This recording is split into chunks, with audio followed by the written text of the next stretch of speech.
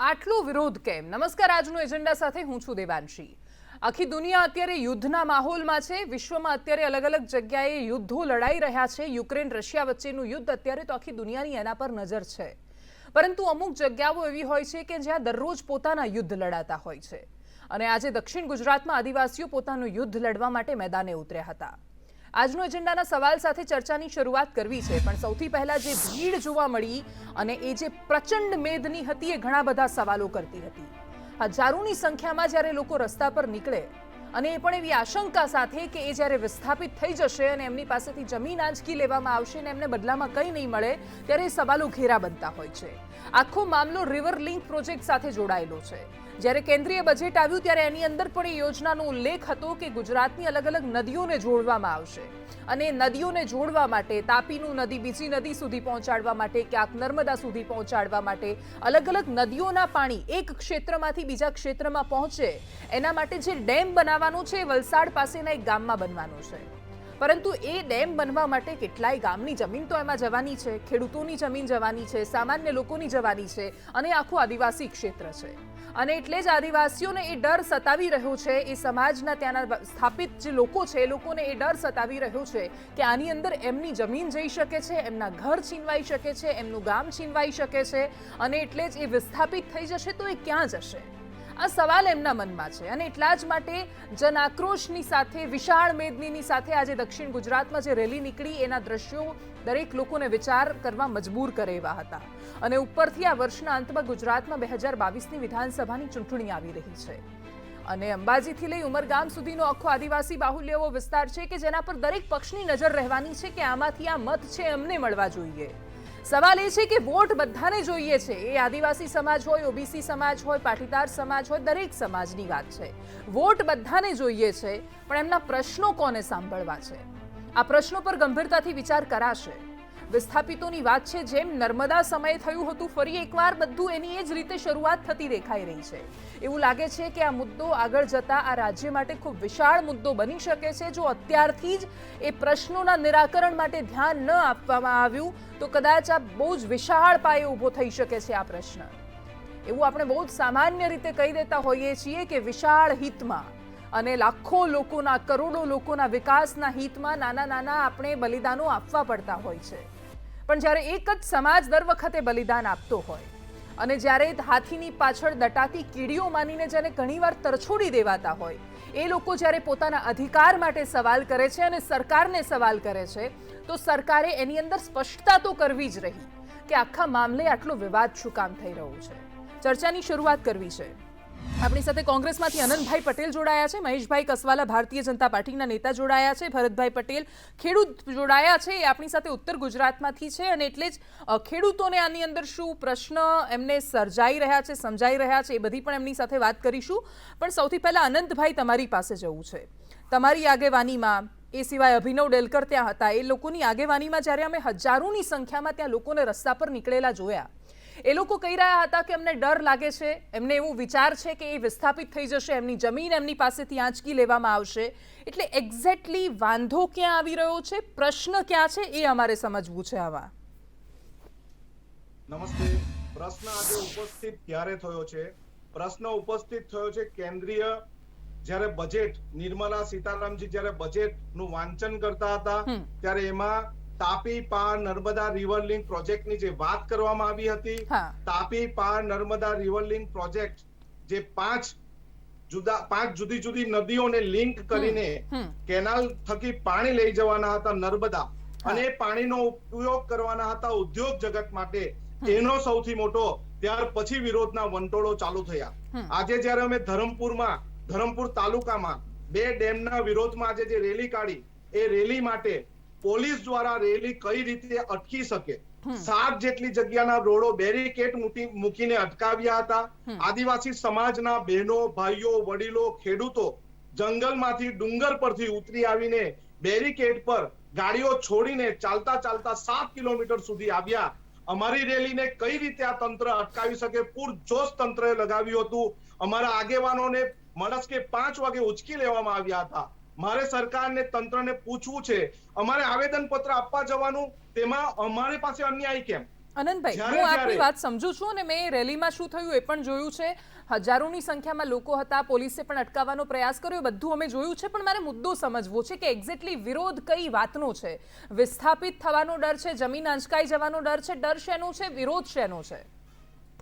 અમારો સૌથી મોટો વિરોધ છે કે ધરમપુર તાલુકામાં 2 ડેમો જે બનવાના છે. એક ડેમ છે પેખર ડેમ, બીજો છે ચાસ માંડવાનો ડેમ. આ બંને ડેમો આદિવાસી વિસ્તારમાં બનવાના છે. ચાસ માંડવાનો ડેમ જે બનવાનો છે તે લગભગ 2.5 કિલોમીટર જેટલો લાંબો બનવાનો છે અને એમાં તમને કેમ 20,000 જેટલા પરિવારોની જમીન, ઘર ડુબાણમાં જવાનું છે. આદિવાસી વિસ્તારનું જંગલ ડુબાણમાં જવાનું છે. વન્ય સંસ્કૃતિ ડુબાણમાં જવાની છે. અમારા આદિવાસી સમાજના દેવો એ બધા જ ડુબાણમાં જવાના છે. ત્યારે અમને હંમેશા ચિંતા થાય છે કે વિકાસના નામે આદિવાસીઓનો જ વિનાશ કેમ? ઓકે, હું આ સીધો આ સવાલ લઈને જાઉં છું આનંદભાઈ, હું ફરીથી આવીશ તમારી પાસે. પરંતુ એમણે જે સવાલ કર્યો કે વિકાસના નામે દરેક વખતે આદિવાસીઓનો જ વિનાશ શું કામ? મહેશભાઈ, આ સવાલ એટલા માટે કારણ કે જય જોહાર સાથે પ્રકૃતિનું રક્ષણ કરતો આ સમાજ છે. આજે પણ આપણે એને આદિવાસી કહીને ગમે તેટલું કહીશું, પરંતુ એને માન સન્માન કહેવાથી નથી મળવાનું. એ લોકો વિકાસથી ઘણી વાતમાં વંચિત છે. એ જ ડાંગ જિલ્લામાં, એ જ ધરમપુરમાં જો એક સાગનું લાકડું એ કાપીને જાય છે તો એને પકડી લેવામાં આવે છે. એની જ આસપાસ ઉગેલા એ ઝાડ પર એનો અધિકાર નથી, એ વૃક્ષ પર એનો અધિકાર નથી. પણ વિકાસના નામે હજારો વૃક્ષોનું નિકંદન નીકળે, આજુબાજુના ક્ષેત્રો પર એ પીડા થાય. તો સરકારે એટલી સ્પષ્ટતા તો કરવી પડશે કે કરવા શું માંગે છે સરકાર આમાં? દેવાંશી, આજની ડિબેટને હું એટલા માટે આવકારું છું કે ગુજરાતની જનતાને ખરેખર યોજના શું છે, ખરેખર એનો શેના માટે વિરોધ થઈ રહ્યો છે, હું એમ માનું છું કે આછા પાતળી માહિતી પણ મળશે. હું આદિવાસી સમાજની કોઈ પણ ભાવના હોય તો એનો આદરપૂર્વક એનો આદર કરું છું અને આદિવાસીઓની ભાવનાને ભારતીય જનતા પાર્ટીની સરકારે છેલ્લા 25 વર્ષની અંદર સમજી છે અને સમજ્યા પછી એની સમસ્યાઓને ઉકેલની દિશામાં ભારતીય જનતા પાર્ટીની સરકારે કામ કર્યું છે. હું એ વાતમાં નથી જવા માંગતો આગળ સરકારમાં કે ભારતીય જનતા પાર્ટીમાં, પણ દેવાંશી, મારે એ વાત કરવી છે કે જે પ્રકારનો વિરોધ આજે થયો, હું આદિવાસીઓની ભાવનાને આજે પણ આવકારું છું. પરંતુ હજી જે યોજનાનો બજેટમાં માત્ર સૈદ્ધાંતિક મંજૂરી મળી છે, એ યોજના માટેનો રૂટ કયો છે એની મને ને તમને ખબર નથી. એનો ડિટેઇલ્ડ ડેવલપમેન્ટ પ્લાન હજી ગુજરાતની સરકારે બનાવ્યો નથી. એના પહેલા કેટલાક આગેવાનોને ખબર કેવી રીતે પડી કે આ આદિવાસી સમાજના લોકોની જમીન જવાની છે? અને હું બહુ સ્પષ્ટતા સાથે દેવાંશી આપે કહ્યું છે એટલા માટે કહું છું કે આ યોજના એ ગુજરાતના લોકોના હિત માટેની છે અને આ યોજનામાં ગમે તેટલા લોકોનું હિત થતું હોય પણ આદિવાસી સમાજના થોડામાં થોડા લોકોનું પણ અહિત ન થાય એ જોવાની જવાબદારી પણ સરકારની છે. ભૂતકાળની અંદર આવી કેટલી યોજનાઓ થઈ છે ગુજરાતની અંદર. હું એમ માનું છું કે ગુજરાત માટે આશીર્વાદ છે. દેવાંશી, હું તમે એના સાક્ષી છીએ. એ જ નર્મદા યોજનાના નામે કોણ વિરોધ કરતું હતું? આજે યોજના પૂર્ણ થઈ ગઈ છે ને આજે ગુજરાત એના ફળો ચાખે છે. આદિવાસી સમાજને પણ એનો ફાયદો છે, આપણને ગુજરાતના અન્ય લોકોને પણ એનો ફાયદો છે. જે પ્રકારની એક મિનિટ ભાઈ, આપ બોલ્યા ત્યારે હું કશું જ બોલ્યો નથી. આનંદભાઈ, ગુજરાતની અંદર એવો જ એક પ્રોજેક્ટ આપણે નર્મદા અને સાબરમતીનો કરી ચૂક્યા છીએ દેવાંશી. કયા આદિવાસી સમાજની કે કયા નાનામાં નાના માણસની જમીન ગઈ છે, વિસ્થાપિત થયા છે, ને નાના કોઈ ગઈ પણ હોય તો એને પાછી જમીન આપવામાં આવી છે, એને યોગ્ય વળતર પણ આપવામાં આવ્યું છે.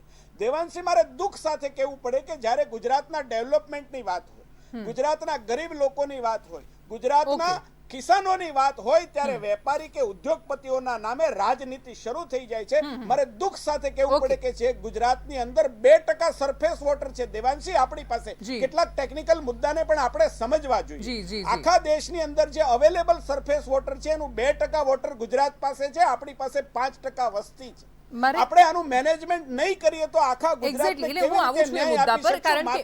કોઈ પણ યોજના ગુજરાત સરકાર લાવે એટલે માત્ર ઇન્ડસ્ટ્રીઝ માટે લાવે. ગુજરાતની ઇન્ડસ્ટ્રીઝની જરૂર નથી એવું મને યાદ છે.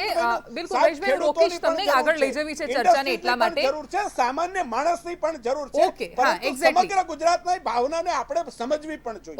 ઓકે, હું એના પર એટલા માટે હું તમને આમાં વચ્ચે રોકી રહી છું. મને યાદ છે જ્યારે કેન્દ્રીય બજેટ આવ્યું ત્યારે અમે ખેડૂતો માટે શું અને ગુજરાતના ખેડૂતોને શું મળવાનું છે એની અમે જ્યારે ચર્ચા કરી રહ્યા હતા ત્યારે આ રિવર લિંક પ્રોજેક્ટની વારંવાર વાત થઈ હતી.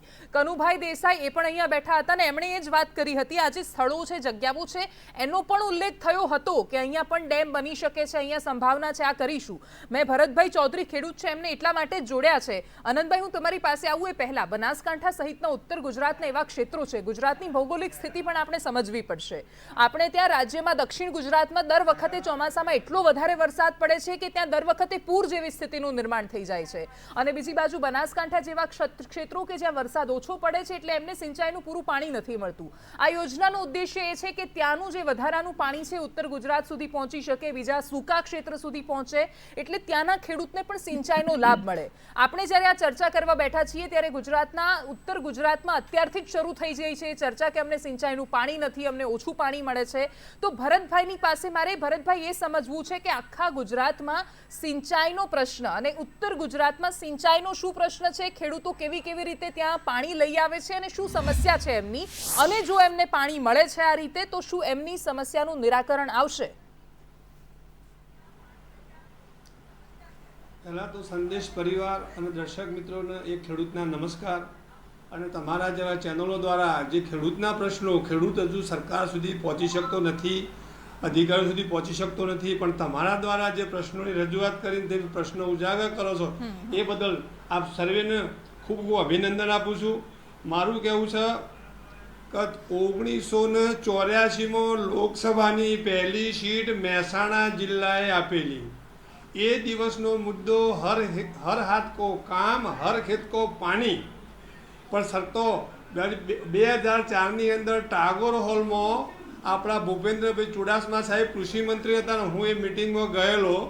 એમને કહ્યું કે આખા વિશ્વમાં વોટર વોર થશે પણ ભારતમાં ગુજરાતમાં વોટર વોર નહીં થાય. પણ આજે બનાસકાંઠાની પરિસ્થિતિ વોટર વોર કરતાં પણ ખરાબ છે.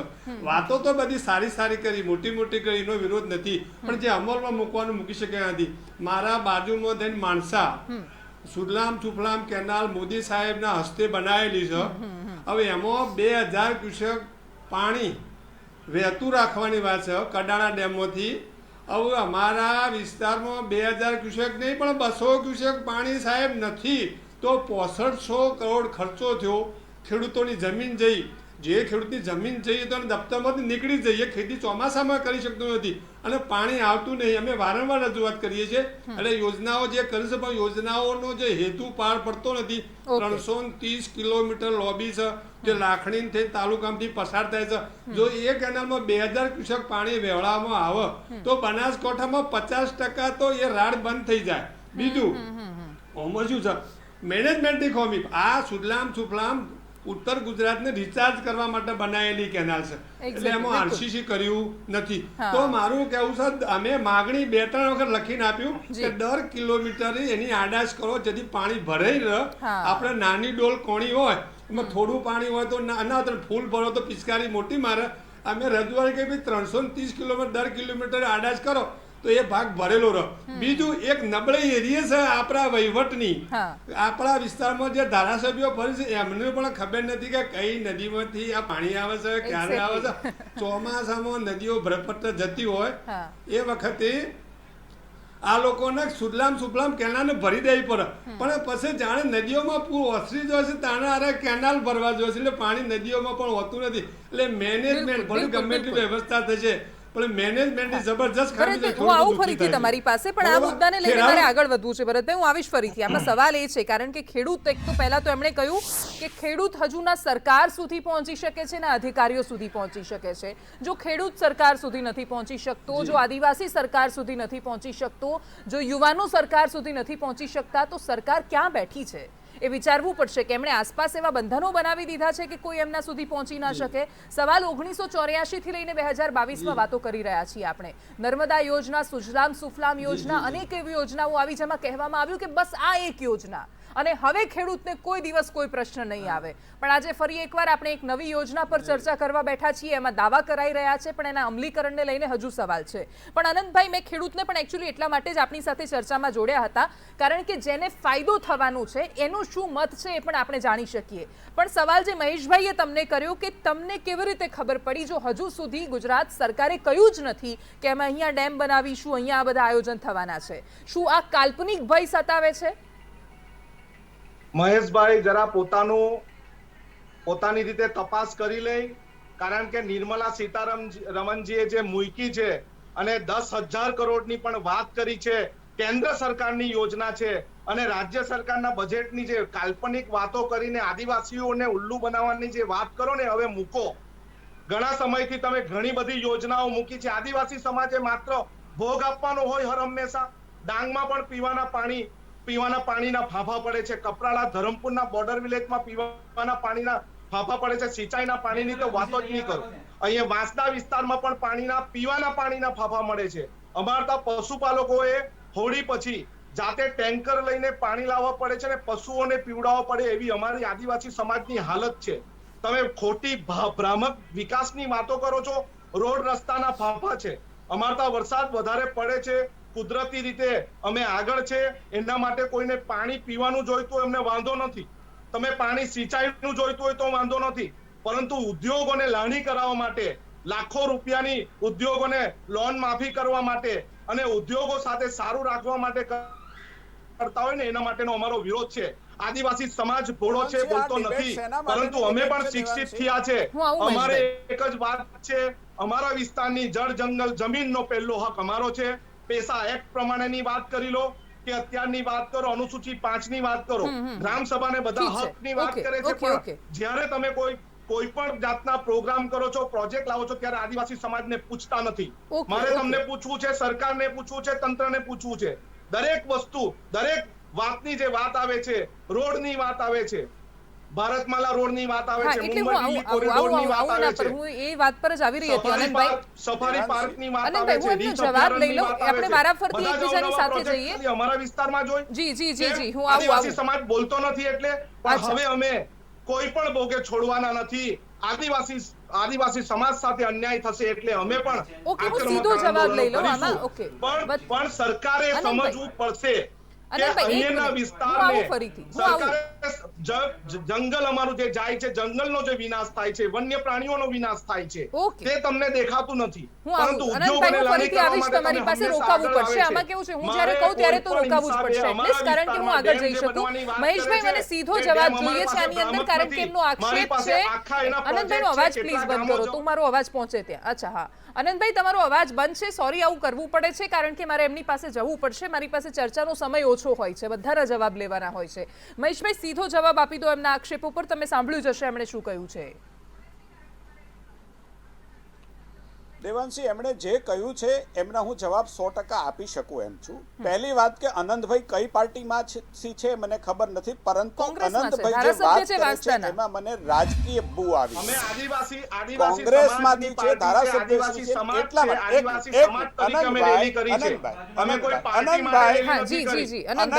તમે ધારાસભ્ય છો, તમે આદિવાસી સમાજ નથી. તમે આદિવાસી સમાજનો ઠેકો લઈને આદિવાસી સમાજના નેતાઓ ભારતીય જનતા પાર્ટીમાં પણ આનંદભાઈ સાંભળો, આનંદભાઈ, મને આ ગુજરાતનું દુર્ભાગ્ય ઈ છે દેવાંશી,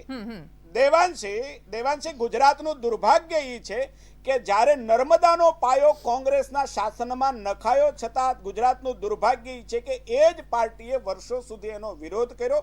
આદિવાસી સમાજને પણ એના નામે બદનામી ઓરવી પડી. અભિનવ ડેલકર શિવસેનામાંથી છે, એ પણ ત્યાં હતા. ગુજરાતના લોકોને બધી જ પાર્ટીના આદિવાસીઓ રેલીમાં હાજર હતા. કોઈ પણ વ્યક્તિ દેવાંશી, હું માનું છું કે આદિવાસી સમાજ કોઈ વિરોધ કરે તો અમારે એ વિરોધને સહન પણ કરવો પડે, એની ભાવનાને સમજવી પડે. મેં પહેલા કહ્યું છે.